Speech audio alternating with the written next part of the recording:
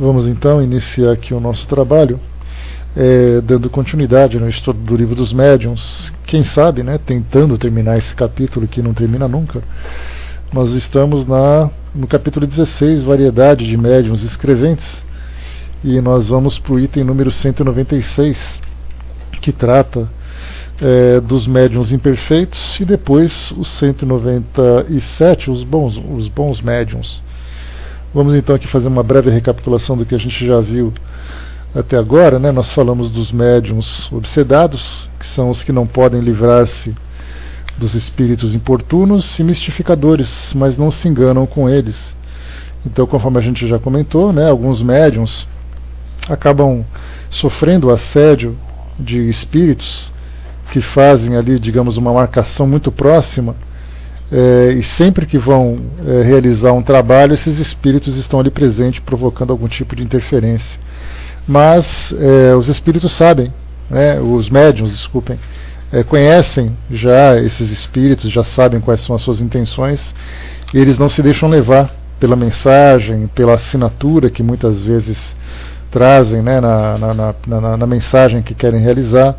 A mesma coisa também acontece com a própria psicofonia, mesmo que não sejam somente os psicógrafos, mas psicofonia também já percebe-se, né, a mesma influência. Então esses médiuns obsedados precisam ser orientados para que todo o seu trabalho dentro do centro espírita, como também a sua conduta fora do centro espírita, sejam ali o antídoto contra esse tipo de assédio, para que ele possa desenvolver um trabalho produtivo.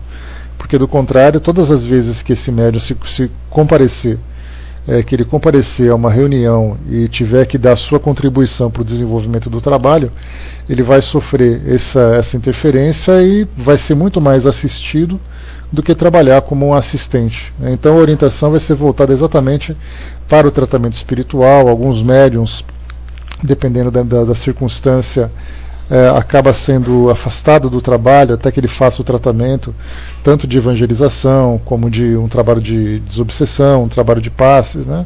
Tudo aquilo que é necessário para que ele possa retomar a sua rotina dentro da programação da instituição onde ele presta serviço.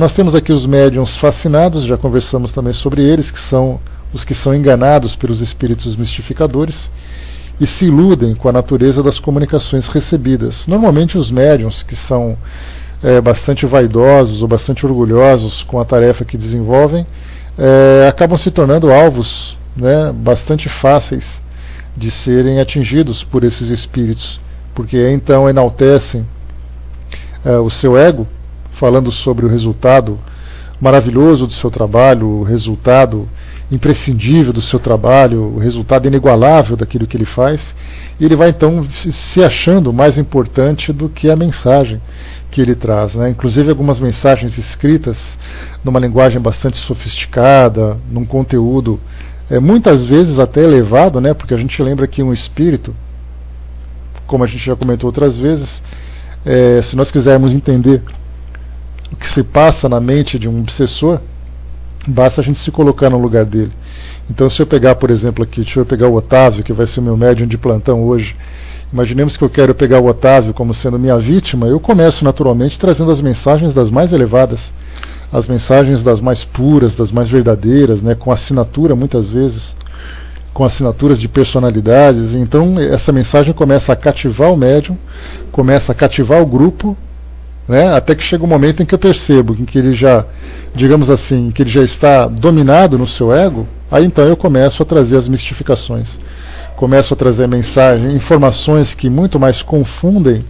Eu não preciso trazer necessariamente uma agressividade, né, porque a gente lembra que nesse caso da fascinação, e os espíritos obsessores que são mais inteligentes, eles têm a preocupação de desarmonizar o grupo.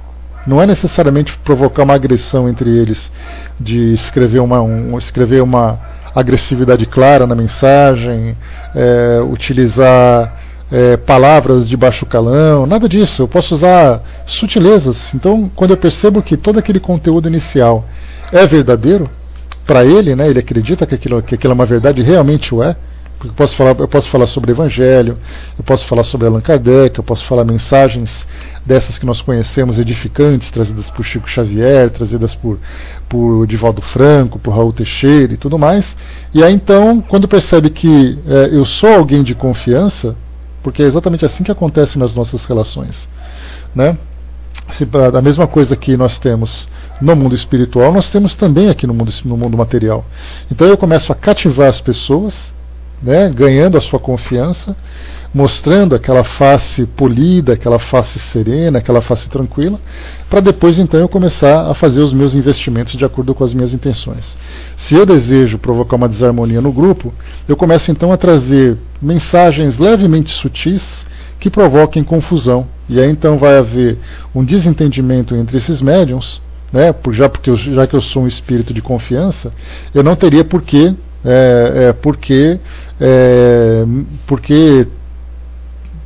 não ser aceito, digamos assim, principalmente pelo próprio médium.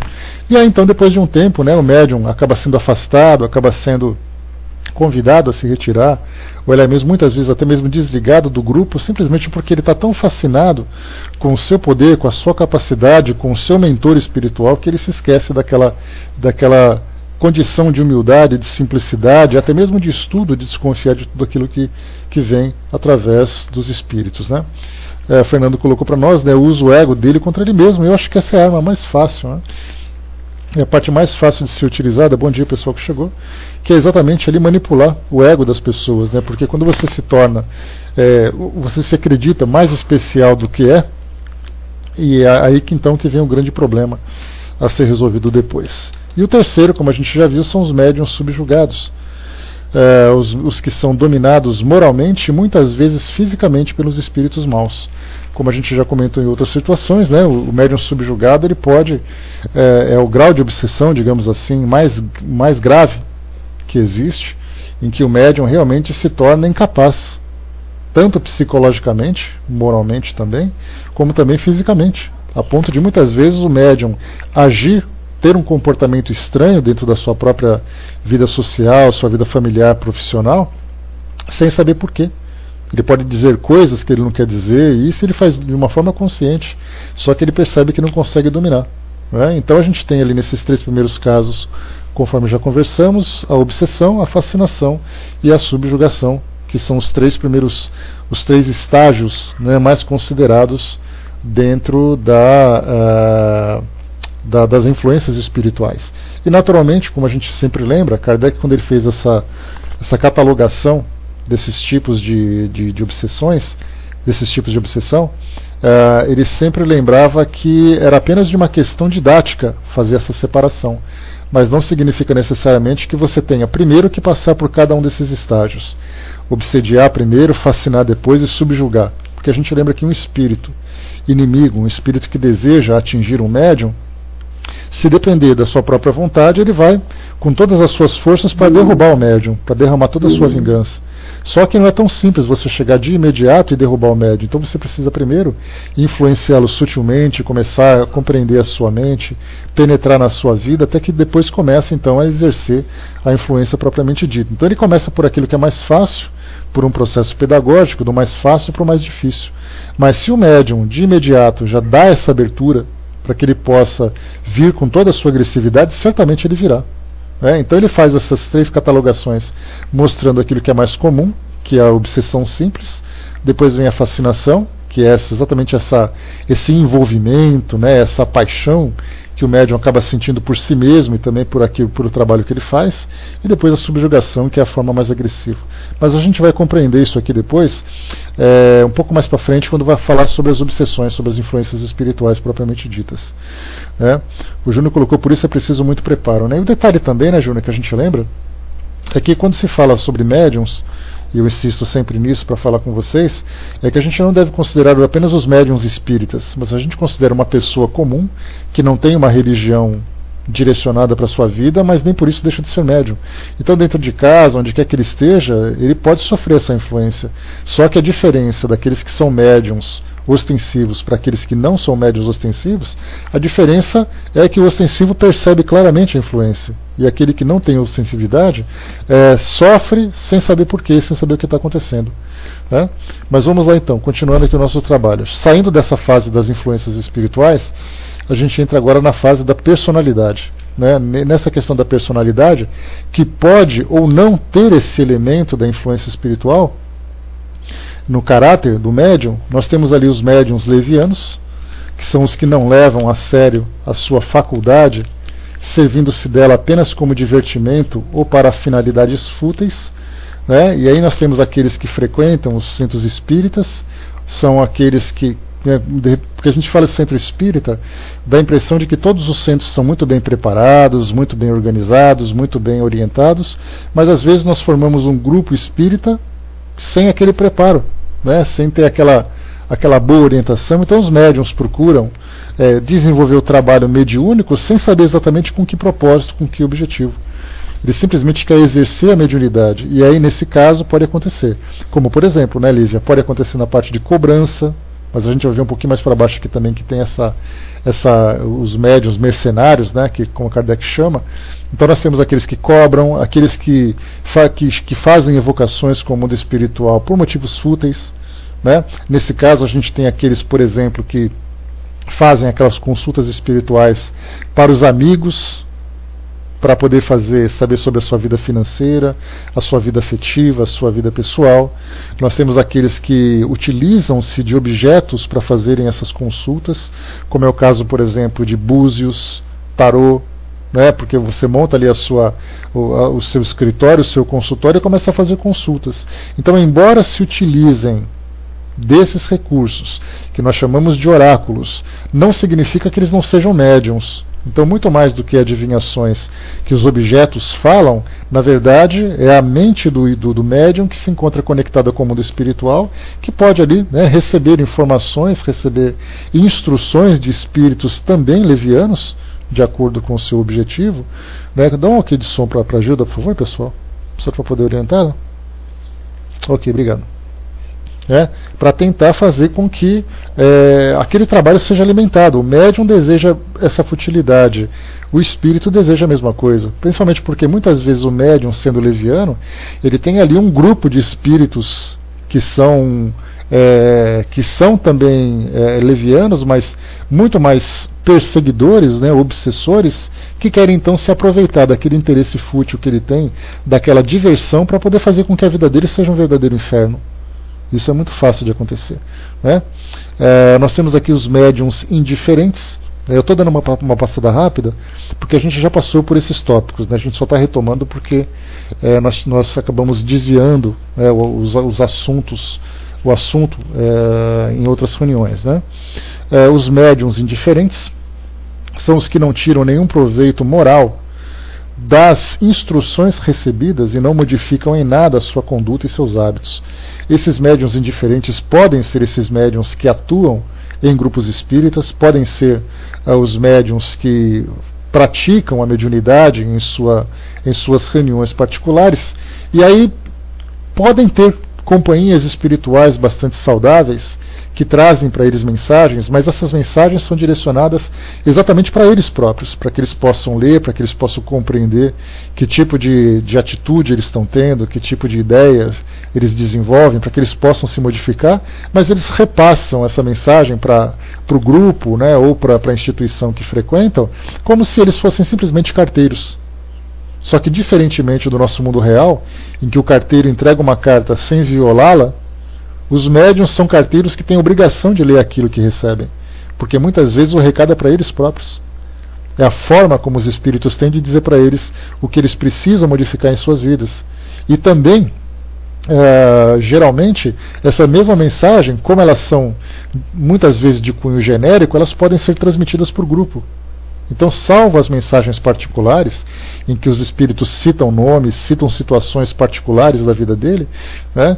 Então, um caso, por exemplo, né, interessante de uma médium, que ela estava em casa, né, esse de uma relação pessoal que eu tenho, ela estava em casa e teve um sonho muito estranho, e aquele sonho acordou com aquela angústia toda, né, de uma turbulência do passado, vendo o esposo como se fosse um adversário, um inimigo e tudo mais, mas que nessa encarnação tinha uma relação muito boa com ele, e ela passou, né, a semana toda com isso na cabeça. Quando chegou no dia da reunião mediúnica no Centro Espírita, a mensagem veio direcionada para ela. O sonho que você teve dizia a respeito tal. Então isso são mensagens pessoais, né? E temos as mensagens genéricas, né, que são essas mais de transformação moral mesmo, né? Só que esses médiuns acabam não considerando, né, para si mesmo essa mensagem. Então ele acha que ele não precisa se modificar em nada, que a sua conduta é correta, que ele não está fazendo nada demais, mas que para outras pessoas isso pode ser positivo. Esses são os indiferentes, né? Araci colocou: bom dia, o mais comum são os que se apegam aos fenômenos mediúnicos e não dão importância aos estudos, né? Que é um desses casos que esses médiuns indiferentes, por exemplo, que a gente pode considerar, são aqueles que vão aos grupos espíritas para exercer a mediunidade muito mais como uma obrigação, ou muito mais como um status, né, porque ele se acha tão importante sendo médium, ou porque a mediunidade se torna para ele algo inconveniente que ele precisa educar. E a ideia de educação para ele é exatamente o trabalho. Se ele trabalha como médium, está ótimo.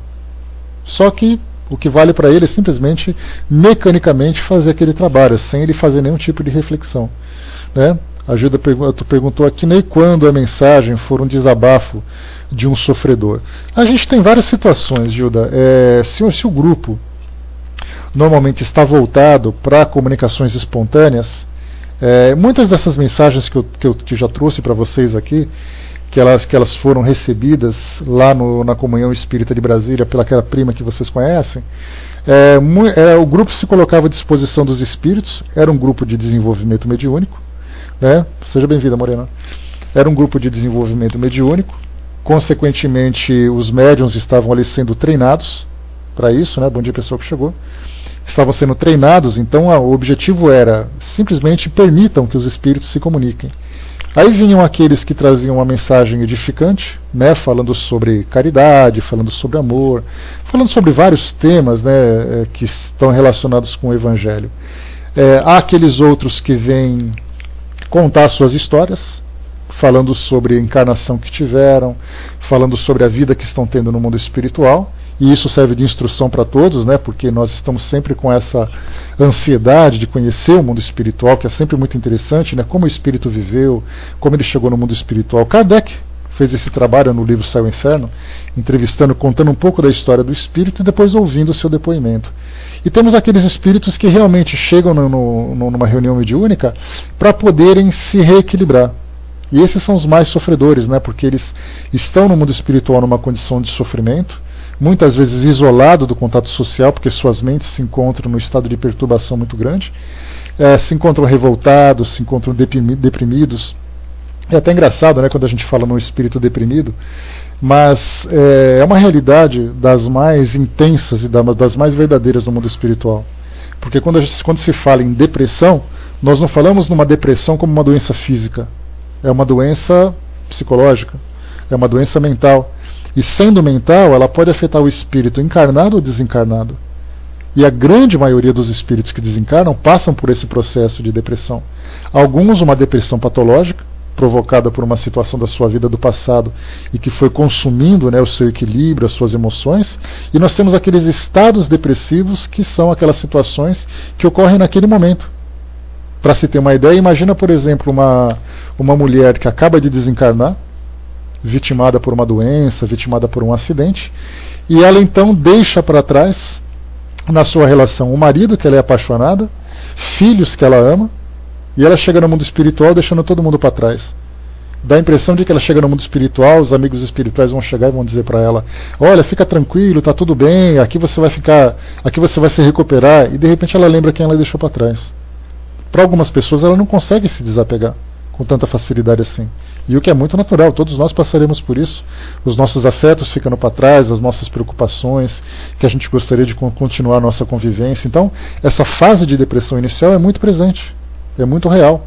E para uns se tornam tão profundos que muitas vezes trazem numa encarnação futura ainda esse processo depressivo, fazendo com que a pessoa se torne depressiva aqui mesmo, e até mesmo, em muitos casos mais graves, chegando até o suicídio. né? Então, assim, é bastante comum. Então esses espíritos nessa condição de desequilíbrio têm essa necessidade de conversar com o mundo material. Algumas vezes querendo mandar um recado, mesmo que muitas vezes não se saiba para quem mandar. Eles colocam assim: eu gostaria de falar com a minha família, para que dissesse que eu estou bem e tal, meu nome é João, ponto. Então, na verdade, assim, o que vale para esse João, para esse espírito, é o contato com o mundo real através dos médiums. Para ele, esse conversar, ele se poder falar com alguém, é como se você muitas vezes chegasse num banco de shopping center, num ponto de ônibus, num ponto de metrô, num consultório médico, se sentasse alguém do seu lado e ele começasse a falar da vida dele do nada, sem a gente sequer perguntar. Ele simplesmente viu uma situação, teve vontade de falar e pôs para fora tudo aquilo que estava provocando uma angústia. Nessas reuniões mediúnicas acontece a mesma coisa também. Então aí o grupo mediúnico tem que saber depois como lidar com isso, né? Se isso pode ser para ele um grande aprendizado. Então toda a comunicação que chega do mundo espiritual de modo geral traz esse ensinamento, para a gente perceber o estado emocional dos espíritos, as suas aflições, fazer uma comparação daquilo que o espírito vivenciou com aquilo que nós estamos vivenciando no nosso dia a dia, no nosso cotidiano. Então é sempre um aprendizado, né? Seja de um espírito instrutor, e esse instrutor não significa necessariamente que seja um espírito muito evoluído.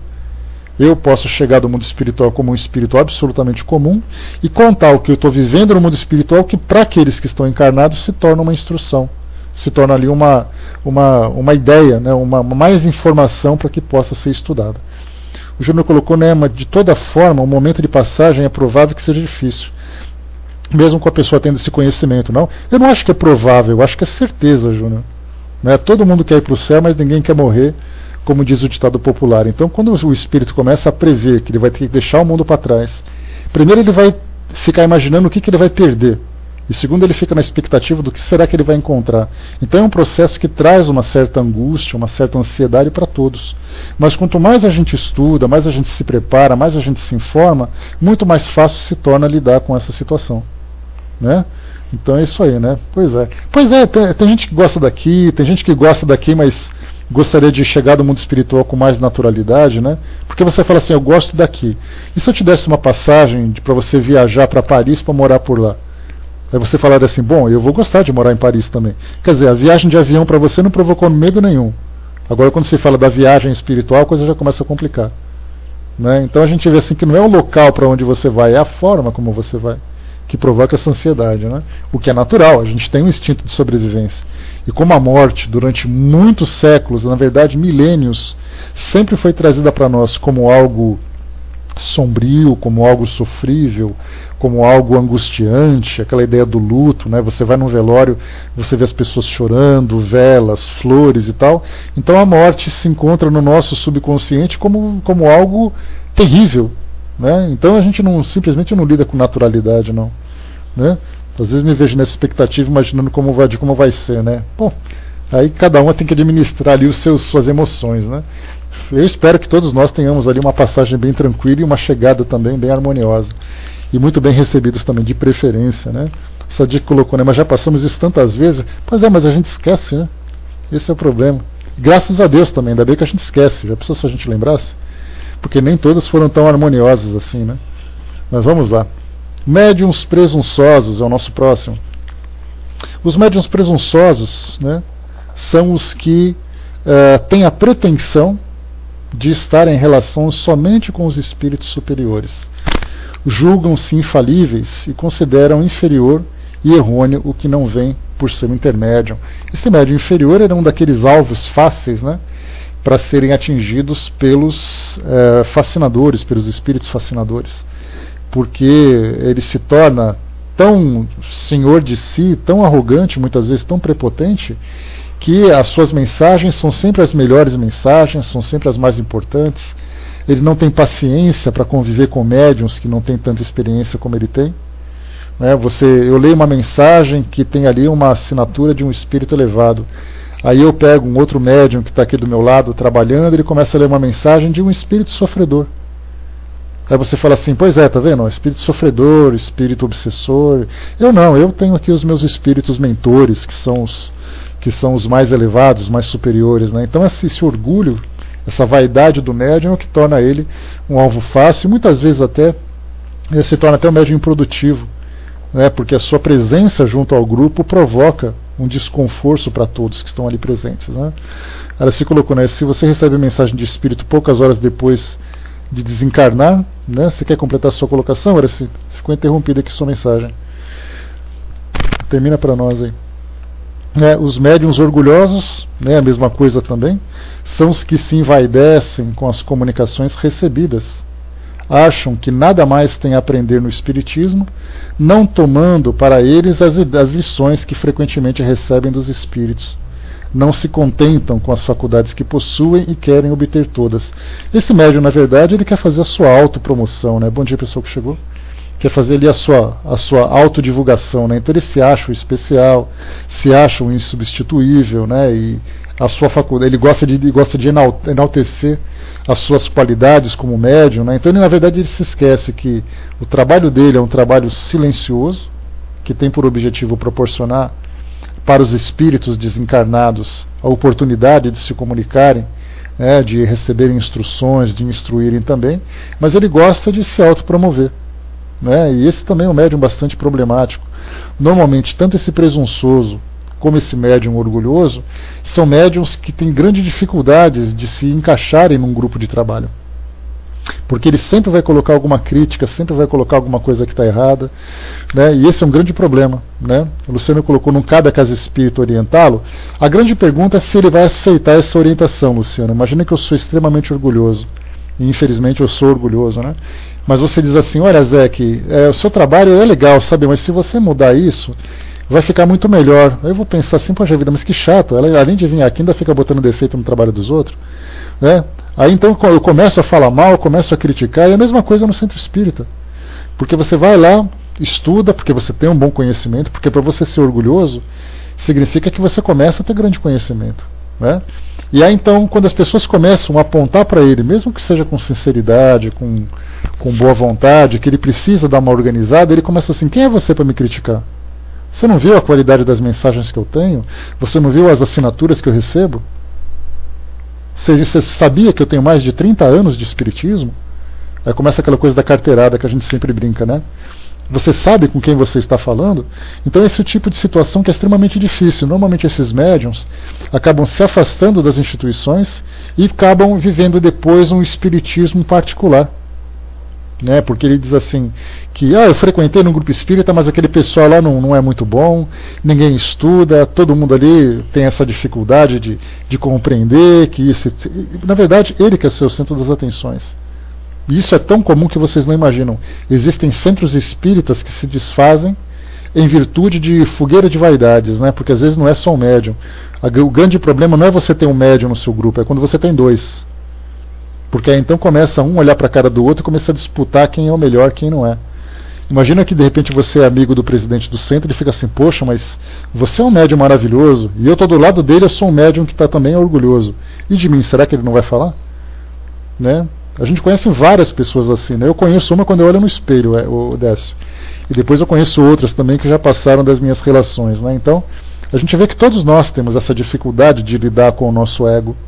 E quando a gente realiza um trabalho que é tão importante para o meio espírita, que é o trabalho mediúnico, porque nós, se você chega no centro espírita e você diz assim, eu vim aqui trabalhar, o meu trabalho é dar uma aula, né, sobre uma apostila que a gente tem. E aí então vem um outro médium e fala assim, uma outra pessoa vem dizer assim, mas eu sou médium. E aí então as pessoas começam a olhar para o médium como alguém especial, e aquele professor que dá uma aula comum como uma pessoa comum. Então, na verdade, dentro do próprio meio espírita, nós temos uma dificuldade muito grande de compreender exatamente o propósito o propósito da mediunidade. Nós valorizamos demais a mediunidade, consequentemente os médiuns se sentem muito valorizados, a menos aqueles médiuns que sejam realmente os bons médiuns, né, os médiuns virtuosos, né, que quando você fala para ele assim, nossa, o seu trabalho é maravilhoso, aí ele vai dizer, como certa pessoa que a gente conhece, ele vai dizer assim, eu sou só um burro de carga, minha filha, eu não faço nada. Se um capim morrer, nasce outro. A gente já ouviu esses discursos, né? E são realmente sinceros. Então, quando a gente percebe o grande e valoroso médium que é, ele reconhece que a função dele é tão simples, é tão humilde, né? Mas compreende a grandiosidade. Ele sabe do valor que o trabalho é realizado pelos espíritos e o trabalho também que as pessoas recebem mas ele sabe se colocar na sua condição. Né? Então, assim, para nós, de um modo geral, se você está trabalhando, você está numa empresa, e de repente o seu superior diz para você que você é um bom funcionário, você começa a se sentir orgulhoso, mas a gente lembra que existe um orgulho saudável e um orgulho nocivo. Né? Quando Deus nos compôs, vamos dizer assim, naquele grande caldeirão, né, onde ele foi colocando todos os ingredientes para formar a nossa personalidade, tinha ali uma pitada de egoísmo, tinha ali uma pitada de orgulho, uma pitada de vaidade, porque isso era necessário para a nossa evolução. O orgulho é o que faz a gente evoluir. Quando eu sinto orgulho do trabalho, né, o motivo de eu vir todos os dias aqui fazer esse trabalho com vocês é o orgulho de poder fazer parte de um grupo tão bacana como esse, tão interessado, tão dedicado. É o orgulho de perceber que o trabalho que a gente faz dá resultado, mas aí se torna um problema quando eu acredito que o meu trabalho é melhor do que o dos outros. Aí o orgulho já começou a se tornar um veneno. O que era um motivo de estímulo, uma vitamina, um fortificante para me dar cada vez mais motivação para continuar, ele se torna um veneno me intoxicando. Então a gente tem uma dificuldade muito grande de lidar com esses elementos ainda. Né? Mas, com o passar do tempo, através das experiências, dos resultados negativos, a gente vai compreendendo exatamente e sabendo controlar essas situações. Né? Deixa eu ver aqui, lá em cima foi colocado pela Iracina: se você recebe a mensagem do Espírito horas depois do desencarne, ou é obsessor, ou teve intervenção do mentor, ou foi desdobrado até ele. Né? Ou tem aqueles casos excepcionais de espíritos que desencarnam bem equilibrados, como a gente já teve várias situações assim, que é possível isso acontecer, mas é raro. Né? Então Kardec mesmo relatou casos, 2 casos de espíritos amigos que quase, praticamente de imediato trouxeram a sua comunicação. Né? Mas são raras as situações. Né? Então normalmente é exatamente assim. Né? Ou ele é um obsessor, veio aqui falar em nome daquela pessoa para provocar algum tipo de comoção, de desequilíbrio, né? Ou teve ali um espírito amigo que veio falar em nome dele quando há necessidade e merecimento, ou mesmo quando o médium tem contato com a situação do espírito e pode trazer aquele relato naquele momento. Né? Vamos lá então, a Cássia colocou: alguns médiums gostam de intimidar, fico sem saber o que dizer ou questionar, me fazendo sentir inferior, né? Aí baixo a cabeça, né? E me retiro. Né? Nesse caso a gente compreender que é o momento daquele médium, desde que a sua posição, que a sua condição não te afete diretamente, te trazendo algum tipo de agressividade, te trazendo algum tipo de desconforto e tudo mais, a gente tem que lidar com a humildade. É o melhor antídoto contra o orgulho, porque se você também age com orgulho, aí então começa sempre um alimentando a vaidade do outro, e de repente os dois estão rolando escadas pelo centro espírita fora. Então, na verdade, é sempre manter esse equilíbrio que é fundamental. O Júnior colocou: mas isso a pessoa leva por natureza, o dia a dia dessa pessoa é assim, orgulhosa com pouca humildade. Sim, é a personalidade que é assim, é a personalidade do indivíduo. E a personalidade do indivíduo, ela se reflete na sua casa, no seu trabalho, no centro espírita, no meio do trânsito, onde quer que ele vá. Se ele vai a uma loja e ele não recebe a atenção que ele acha que merece, ele começa então a falar mal do vendedor, da loja e tudo mais. Se ele vai no centro espírita, a mesma coisa. Então qualquer lugar é assim. A Cindizinha colocou: aqui no centro passou por uma situação muito delicada. Uma médium que estudava na casa começou a transmitir mensagens que orientavam várias mudanças no centro, mas mudanças de natureza física mesmo, como cor das paredes, ornamentação dos quadros, etc.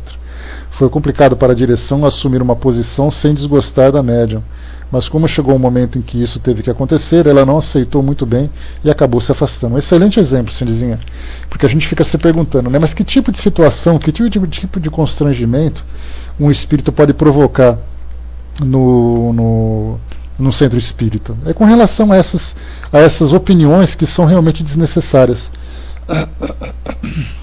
Desculpa. Então a gente fica imaginando o que um espírito realmente elevado na sua condição moral pode dizer do centro espírita com relação à cor de parede. A menos que ele vá trazer uma orientação que realmente esteja trazendo prejuízos. Como, por exemplo, vamos supor que uma reunião mediúnica esteja acontecendo no mesmo horário que uma aula de evangelização na sala ao lado. E a gente imagina aquela garotada de 7, 8 anos de idade brincando, cantando, e o trabalho mediúnico se desenvolvendo. Aí vem o centro espírita e fala assim, olha, é melhor vocês mudarem o horário ou da reunião mediúnica ou da evangelização, porque os espíritos que estão vindo aqui acabam sofrendo a interferência desse tipo de problema. Né? Agora, se por acaso vem um espírito e diz assim, olha, a reunião de quarta-feira ela fica mais interessante se a gente passar para sexta-feira às 10 horas da noite, porque aí vai ser uma reunião muito mais forte. A gente dá uma levantada na sobrancelha e fala, reunião forte de sexta-feira, que diferença faz se eu faço de quarta-feira, de sexta-feira, de domingo ou de segunda-feira? Então o espírito quer levar uma reunião para sexta-feira, porque sexta-feira é um dia mais místico, né? Aquela coisa da sexta-feira. Se cair numa sexta-feira 13, então, aí a coisa pega, aí o centro espírita fecha. Né? Então a gente vê os tipos de orientações que são dadas para o médium, o tipo de comportamento que ele vai ter, o tipo de conduta que a casa espírita vai ter e tudo mais, né? Vai saber, né, Luciana? De repente é assim, né? De sexta-feira é a mais poderosa, né? Então, se o espírito fala isso daí, é hora de começar a ficar atento, né? Teve um caso interessante que alguns de vocês devem ter tido contato.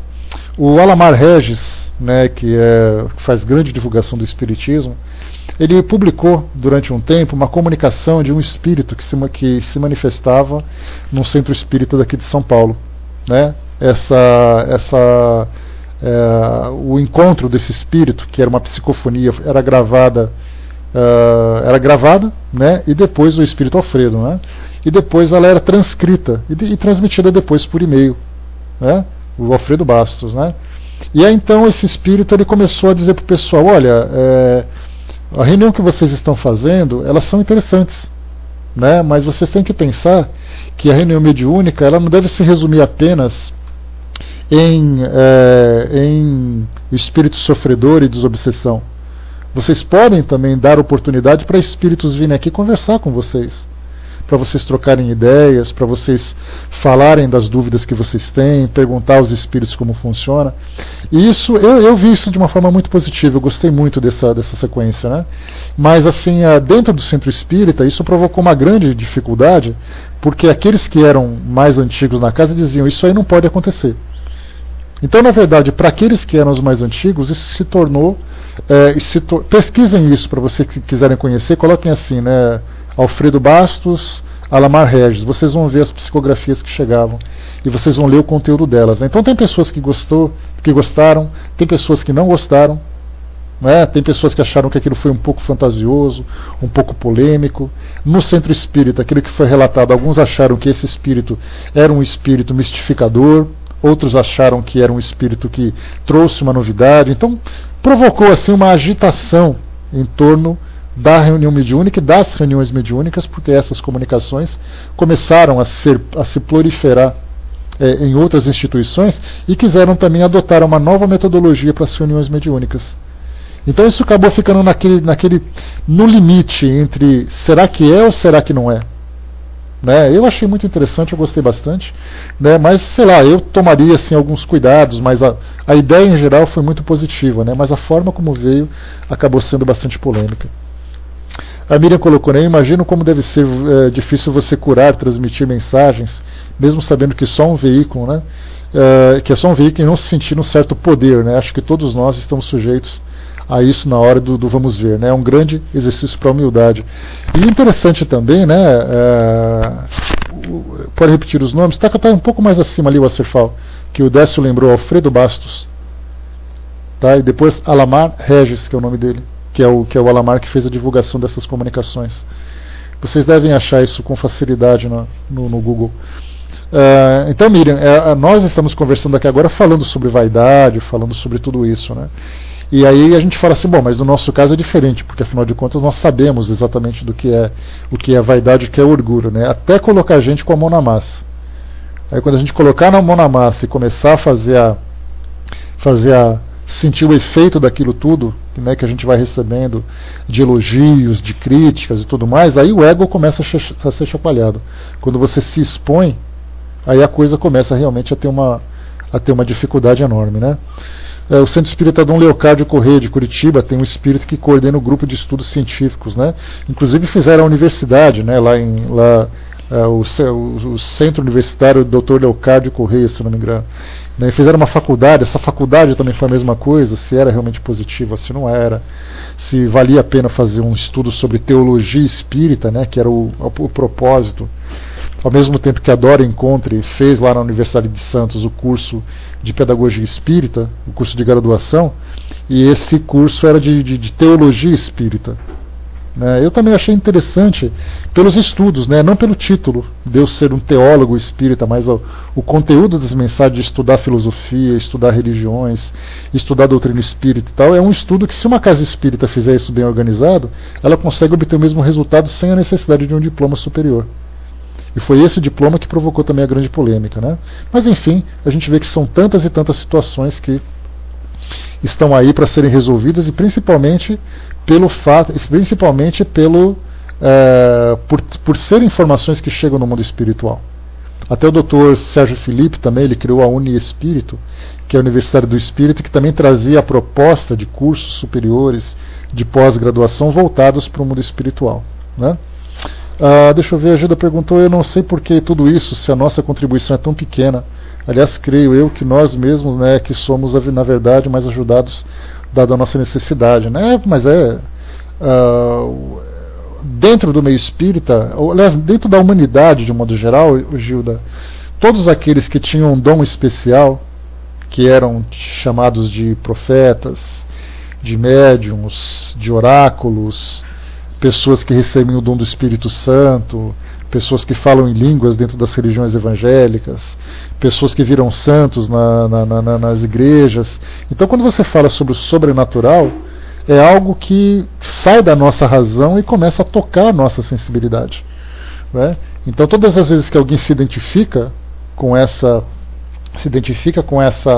esse poder fora sobrenatural, extraordinário, sobre-humano, metafísico e tal, isso sempre toca a vaidade, né? Nós temos aí, basta você ligar a televisão e perceber esses filmes que são produzidos hoje, que são esses jovens com superpoderes, poderes psíquicos, poderes paranormais, poderes físicos e tudo mais, né? Então todo mundo assiste e gostaria de ser como são aquelas pessoas.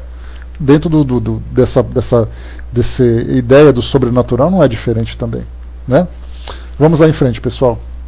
Médiuns suscetíveis, né? Esse caso, né? Deixa eu ver aqui. Não é para interferir, não, Márcio, é para colaborar. Vamos lá. Só queria fazer uma pergunta, né? Alguém conhece na internet atendimento fraterno online? Se isso é válido, né? Estou com uma nova cidade no interior e saí do centro da minha cidade, né? Eu trabalho com atendimento fraterno, Márcio, dentro do ambiente virtual, e você pode conhecer o nosso trabalho lá no site www.espiritismo.net. Dá uma chegadinha lá na seção do atendimento fraterno que você vai conhecer a nossa estrutura. Tá legal? É um trabalho bem bacana, um trabalho muito produtivo, um trabalho muito ativo e dinâmico também, tá? Que vale a pena conhecer também, né? Vamos lá então, continuando aqui.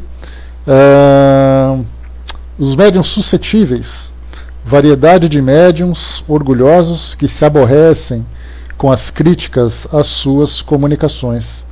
Chocam-se com a menor observação. Quando mostram o que receberam, é para causar admiração e não para provocar opiniões.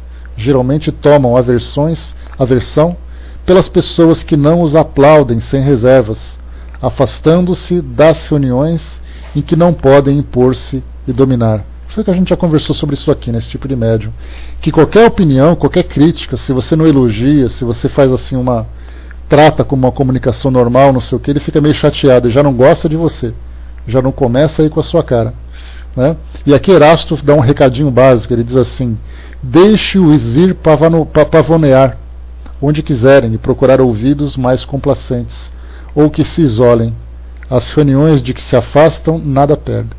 Então Erasto, bem objetivo, dizendo que eles podem brincar de serem pavões onde quer que eles queiram, onde quer que aceitem esse tipo de comportamento, porque isso não tem nada de produtivo nas reuniões. Como a gente já falou sobre os orgulhosos, sobre os médiuns presunçosos, os suscetíveis são aqueles que têm mais fragilidade de lidar com essa dificuldade. Médiuns mercenários são os que exploram as suas faculdades, né? E o mercenário a gente pode lidar de várias formas. Tem aquele que faz esperando uma posição social, tem aqueles que fazem esperando presentes e tem aqueles que fazem por dinheiro. Eu acho que o mais clássico dessa imagem do médium mercenário é no filme Ghost, a personagem de Whoopi Goldberg, que fez ali a Oda Mae Brown, que tinha ali o seu consultório, né? E ela cobrava pelas comunicações, só que na verdade ela era uma charlatã que acabou se revelando uma médium legítima, né? Então nós temos ali, como a Miriam lembrou, né, trazemos em 3 dias, né, o seu amor, desfazemos serviços, curamos isso, curamos aquilo, né? Tem esses cartazes que são pendurados nos postes das grandes capitais, a gente vê isso o tempo todo. Nós temos aqueles que cobram por suas consultas, por seus tratamentos, por suas cirurgias. Esse é um caso bastante delicado, porque existe uma linha muito sutil entre o momento em que você pode considerar que o médium que explora a sua mediunidade e o médium que cobra pelo trabalho que ele realiza, mesmo não sendo espírita. Então, assim, o que a gente já observou nessa nossa relação com médiums são aqueles que dedicam as suas vidas 24 horas à orientação espiritual das pessoas, ao auxílio mediúnico quando elas têm necessidade, ao auxílio espiritual. Então, como nós já conversamos aqui há uns dias atrás, nós temos aqueles médiums que exploram isso de bom coração, né? Ou seja, eles cobram pelo seu trabalho, mas eles se dedicam de corpo e alma àquilo que fazem, realmente ajudando as pessoas, e tem aqueles que gostam de explorar realmente a sua faculdade para poder ganhar dinheiro às custas do interesse das pessoas. Então, como eu comentei com vocês, assim, eu não gosto de fazer julgamento porque eu já conheci os dois lados. Eu conheci aqueles que cobram porque são malandros e aqueles que cobram com extrema dedicação, né? E como diz Erasto mesmo no próprio aquele livro dos médiuns, ele diz para nós que Deus nos julga pelas nossas intenções, né? Então, nesse caso, se torna extremamente delicado. Mas no caso do exercício mediúnico dentro de uma casa espírita, que é o que interessa para nós, porque já que a gente tem uma dificuldade muito grande de julgar as pessoas, né? São médiuns, Mateus, tá? O que eu conheci são médiuns de verdade, né? E como eu falei para vocês, né? O trabalho é assim, as pessoas ligam, marcam um tratamento espiritual com aquele médium, ele vai até a casa do médium, o médium faz todo o trabalho, então ele não sai de casa, porque o telefone está sempre tocando, a pessoa não pode trabalhar fora, e ela precisa sobreviver. Então, ou ela para de ajudar essas pessoas que precisam da ajuda que buscam através dela, né? Ou ela se dedica exclusivamente a isso. Então eu vi esse limite entre isso que é ético ou não é ético dentro do meio espírita, e eu, por conhecer a pessoa que trabalhava dessa forma, eu me posicionei com muita resguardo, com muito cuidado, para poder fazer um julgamento e dizer assim que aquele médium não é um médium de bom caráter ou é mau caráter. Então são situações das mais variadas, né? Então, assim, mas vamos falar sobre aquilo que importa dentro de um centro espírita. A cobrança, né, nesse caso, ela acaba sendo completamente fora da realidade, né? Não existe nenhum trabalho no centro espírita que vá ser cobrado de passes, um trabalho de cura, um trabalho de psicografia, de orientação espiritual, seja lá como for. Inclusive, aqui no próprio livro dos médiuns, no Evangelho segundo o Espiritismo, nós temos ali uma passagem do Evangelho que fala sobre aquilo que foi dado para você, né? Me fugiu aí a mensagem agora, né? Que não devemos cobrar, não devemos explorar por aquilo que dá de graça o que de graça recebestes. Essa é a passagem agora que eu lembrei, né? E esse é o lema do médium, né? Já que a mediunidade é uma faculdade que permite a interação com o mundo espiritual, e essa interação tem o objetivo de auxílio aos espíritos e de auxílio aos encarnados, né, que o médium não cobra o seu pedágio por ser o intermediário desse tipo de tarefa, né? Então, como nesse caso a gente viu, são aqueles que exploram suas faculdades. E nós temos muitos casos, né, históricos, né, descritos inclusive, bom dia pessoal que chegou, e descritos inclusive dentro da literatura, que mostra que muitos médiums, depois de desencarnarem, tendo uma vida de exploração da mediunidade, né? E a mediunidade, como a gente lembra, né, embora a gente tenha falado do centro espírita, a gente fala do médium de um modo geral, explorando com trabalho de cura. Nós temos médiuns de cura, por exemplo, que fazem aqueles... são os curandeiros, os benzedeiros, os rezadores, né? Que inclusive na própria Igreja Católica a gente já falou sobre isso, são médiuns de cura. E muitas vezes nós temos pessoas que, embora não sejam dedicados à causa religiosa, à causa espiritual, cobram por fazer uma reza, por exemplo. Você fala assim, meu filho está com um cobreiro, né? Como acontece nas pequenas cidades que a gente vê hoje, né? Porque a gente pensa que quando se mora, por exemplo, como eu, numa capital como São Paulo, você fica imaginando que você nunca mais vai encontrar um rezador na sua vida, um benzedor. Porque já não tem mais isso. Aqui é consultório médico, hospital, posto de saúde, plano de saúde e tal. E aí então, mas você vai nas grandes cidades, né, e você encontra pessoas que se curam e confiam muito no tratamento feito com rezas e benzeções, vamos dizer assim, né? E aí então tem casos em que você vai e diz assim, olha, eu queria fazer receber que você me benzesse porque eu não estou me sentindo bem, estou com quebranto, estou com isso, estou com aquilo, e esse médium cobra. Tá bom, olha, essa consulta vai custar R$20 para você fazer isso, né? Então, isso acontece, né? Tanto entre os próprios benzedeiros que são verdadeiros, se você fala em dinheiro para elas, é um verdadeiro insulto. Não aceitam presentes, não aceitam nenhum tipo de pagamento, fazem aquilo com fé, fazem aquilo realmente com amor, né? Mas tem pessoas que cobram. Assim como nós tivemos aquele escândalo dentro do próprio meio espírita, daquele médium que trabalhava, né, com o espírito Dr. Fritz, né, como era conhecido popularmente, virou motivo de reportagens, de documentários e tudo mais, e depois de um tempo foi denunciado pela própria esposa, dizendo que o que ele fazia ele cobrava, e que ele teve uma modificação no seu estilo de vida por receber pagamentos de pessoas. Isso foi um grande escândalo dentro do meio espírita, porque ele se dizia espírita, se dizia trabalhar num centro espírita, Dr. Fritz vinha fazer cirurgias espirituais, e aí depois a esposa denunciou que ele fazia uma cobrança indireta pelo trabalho que realizava, né? Então a gente tem várias situações que foram demonstradas tanto dentro do espiritismo como fora, porque é uma grande tentação, né? Pois é, né, Miriam? Imagina um político. Nenhum político entra a princípio para ser corrupto. Aquela proposta que eles apresentam nas propagandas eleitorais são verdadeiras. Eu quero realmente trabalhar com educação, mas aí você se envolve num sistema e começa a lidar com facilidades, né, com dinheiro e tudo mais, ele acaba se desvirtuando da proposta original.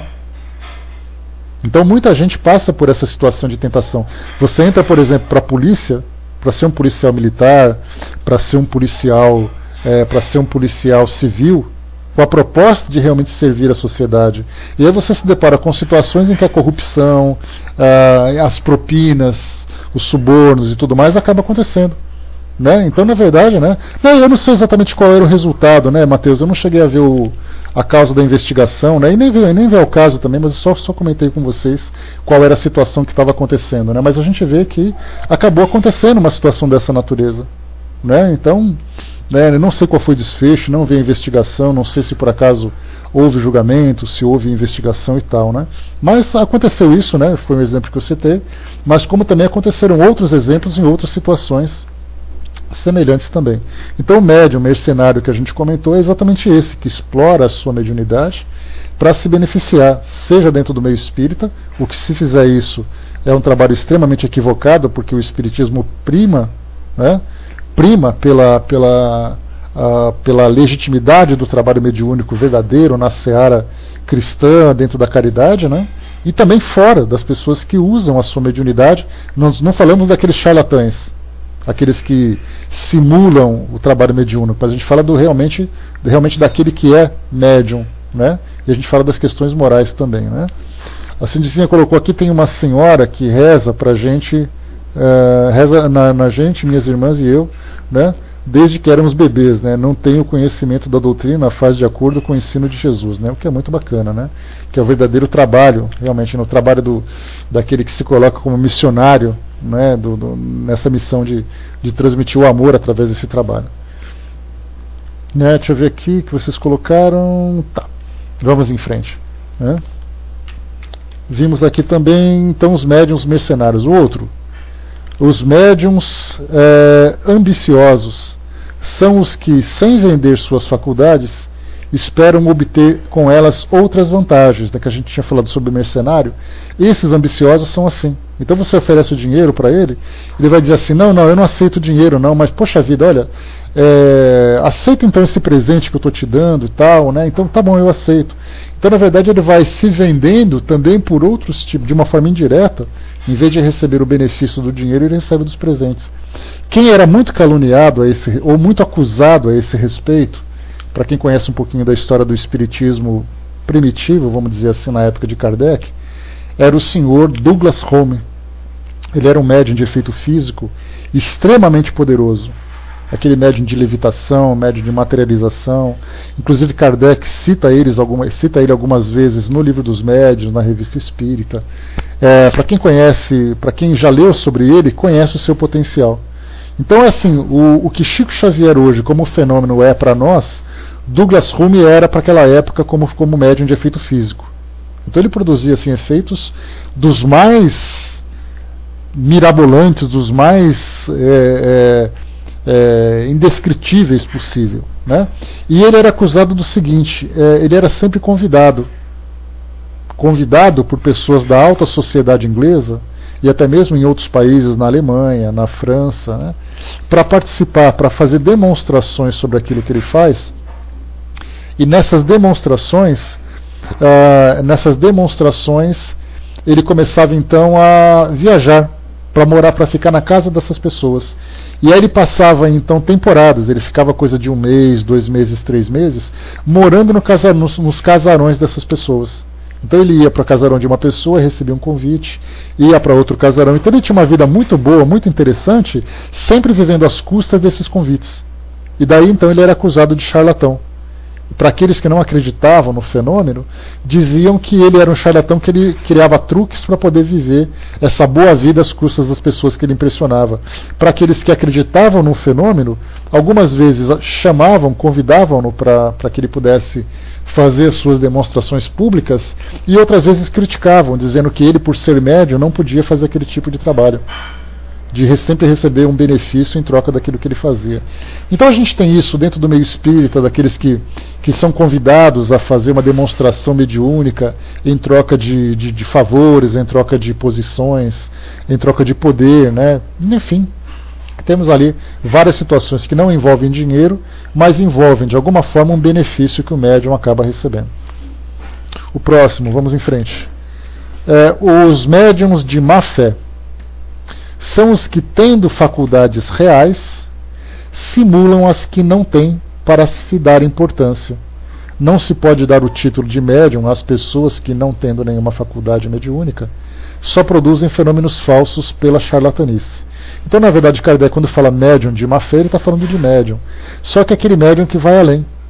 Então, por exemplo, quando ele vai receber uma psicografia, vocês se lembram, mais uma vez assistindo ao filme Ghost, quando a Oda May Brown, ela fazia aquele trabalho de consulta espiritual ali com as pessoas que chegavam, e ela falava então que ouvia e falava que via.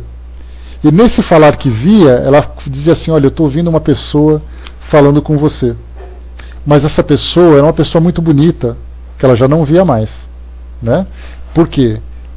Nesse caso de não ver mais, o que ela fazia?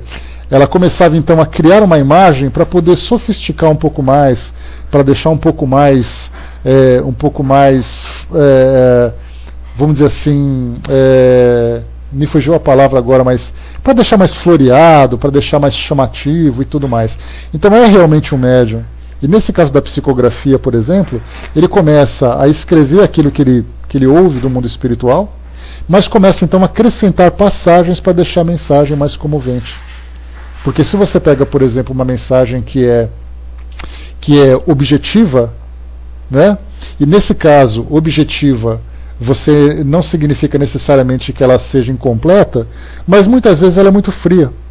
Então o médium começa a falar coisas sobre ele, a acrescentar detalhes que não foram trazidos, para poder fazer com que ele seja mais reconhecido, que a sua mensagem seja mais poderosa. como foi colocado aqui por Kardec, ó, simulam as que não têm para se dar mais importância. Então ele pode criar não apenas faculdades que não tem, como também ele pode acrescentar detalhes naquilo que ele tem para poder chamar mais atenção. E esse é um caso extremamente delicado, né, que o médium acaba para poder chamar a atenção. Houve um caso que eu soube através de um amigo que frequentava um centro de Umbanda, né? E o que aconteceu? O dirigente desse centro, eu contei para vocês há pouco tempo essa história, né? Grande abraço, Mário, seja bem-vindo, meu amigo. Quanto tempo? Bom dia, pessoal que chegou. Então, esse centro de Umbanda, um centro muito sério, né, com dirigentes bastante dedicados, um trabalho muito bonito que era feito. O presidente do centro veio a desencarnar. E esse presidente era exatamente o fundador da casa.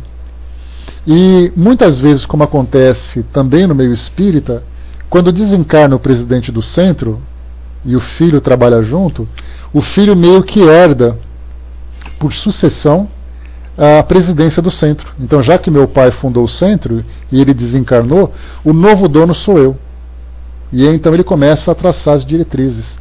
Só que nem sempre, como acontece na história da humanidade, a gente vai acompanhando um pouco sobre a monarquia, as sucessões de trono e tudo mais, nem sempre o sucessor tem o mesmo caráter do regente anterior.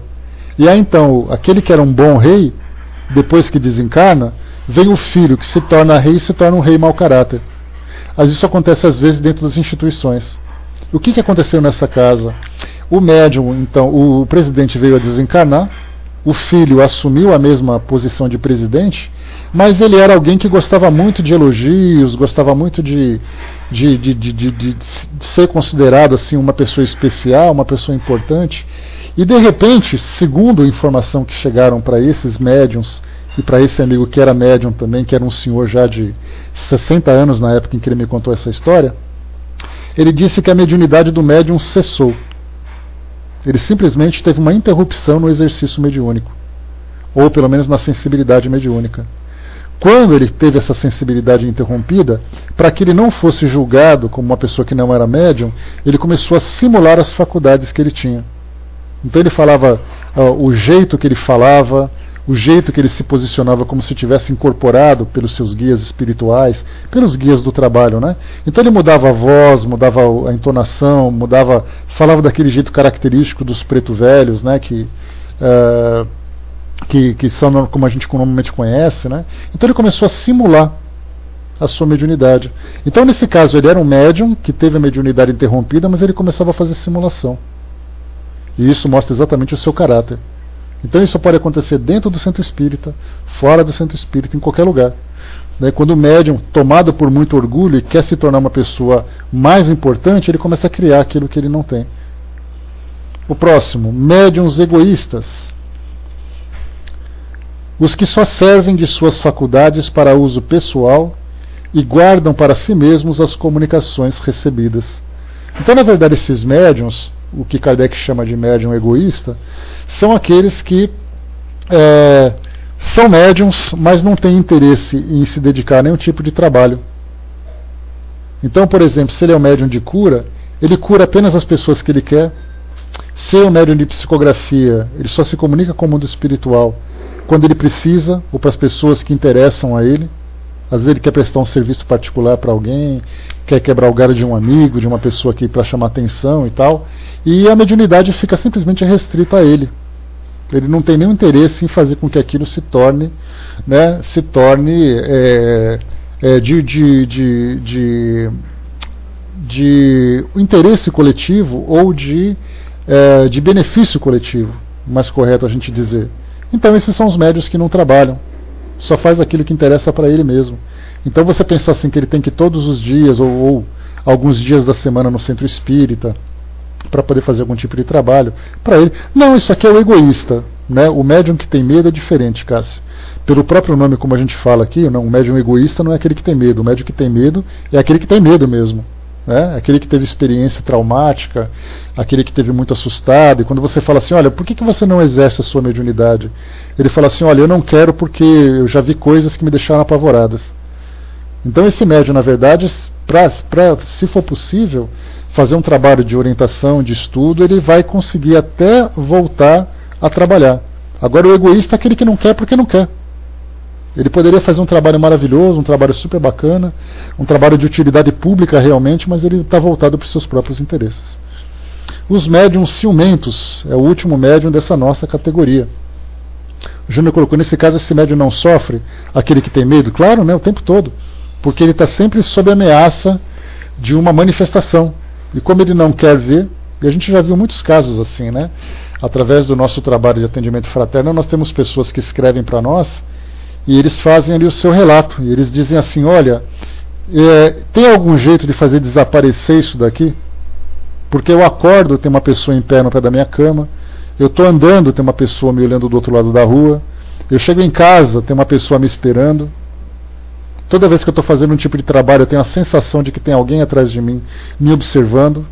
Então eu quero fazer com que isso desapareça. Então, na verdade, para ela é um sofrimento angustiante. Nós tivemos um caso de uma criança que era médium, né? Eu cheguei a conversar com uma familiar dela. Ela era médium, e aí então ela via na escola uma pessoa de uma roupa muito, muito feia, com uma aparência muito, muito assustadora, ficava fazendo ameaças para ela. Porque está chegando a sua hora, porque você vai morrer.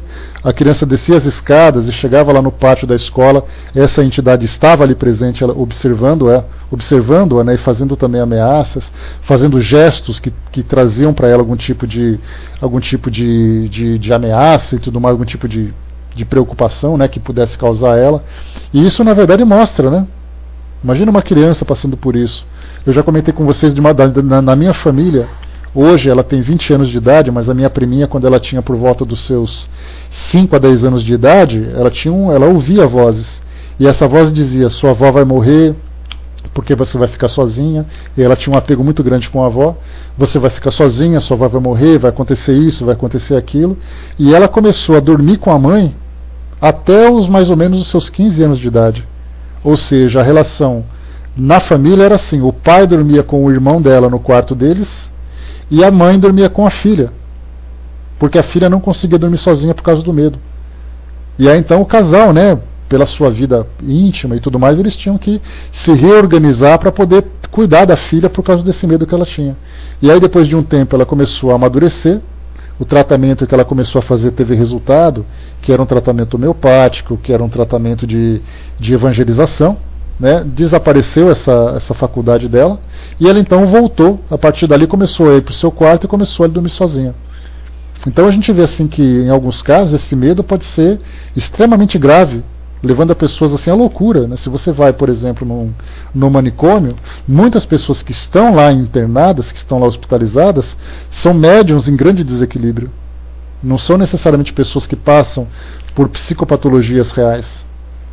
Né? Então o medo ele acaba sendo um elemento considerável para aqueles que não têm preparos, para aqueles que não gostam. Né?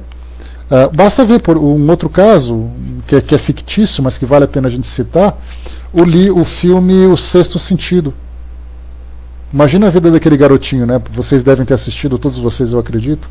Se vocês não assistiram, assistam. Né, O Sexto Sentido mostra a história de um garoto que é médium com extrema ostensividade, que vê ali do pior e do mais assustador. Espíritos que desencarnaram de uma forma traumática, que aparecem no quarto dele durante a noite. Ele tem medo de se levantar para ir ao banheiro, né, fazer ali o seu xixizinho, mas de repente no corredor encontra um espírito ali parado olhando para ele. E é um garoto ali, pelo que a gente viu, tem em volta dos seus 12, 13 anos de idade.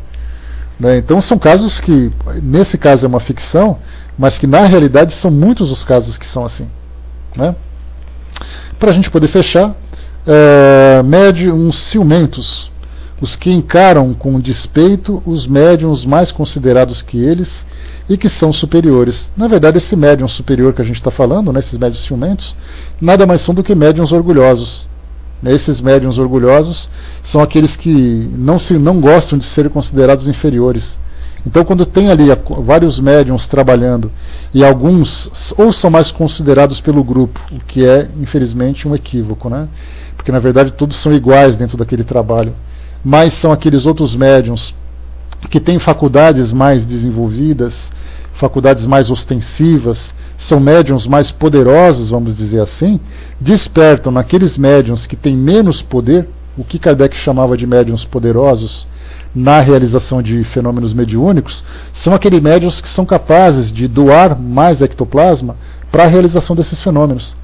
Então, enquanto um apenas movimentava uma simples folha de papel em cima da mesa, o outro médium é capaz de levantar a mesa com o papel e tudo junto. E aí, se ele é um médium ciumento, ele começa a falar, né? Porque aquele médium é isso, porque aquele outro é aquilo. Na verdade, não seria nem médium ciumento, seria médium invejoso, né? Porque os ciúmes aqui é mais no tratamento especial, mas a inveja, né, é quando você deseja ter o que o outro tem, o reconhecimento, a posição e tudo mais, né? Então, esses são os casos de médios imperfeitos que a gente viu, que esse capítulo precisa ser muito bem estudado, né, por aqueles que exercem a mediunidade, e fazer aquele autoconhecimento, né, e se perguntar assim, né, onde será que eu me encaixo nessa situação? Será que eu sou um desses tipos de médium? Será que eu inconscientemente me comporto dessa forma? Será que eu tenho que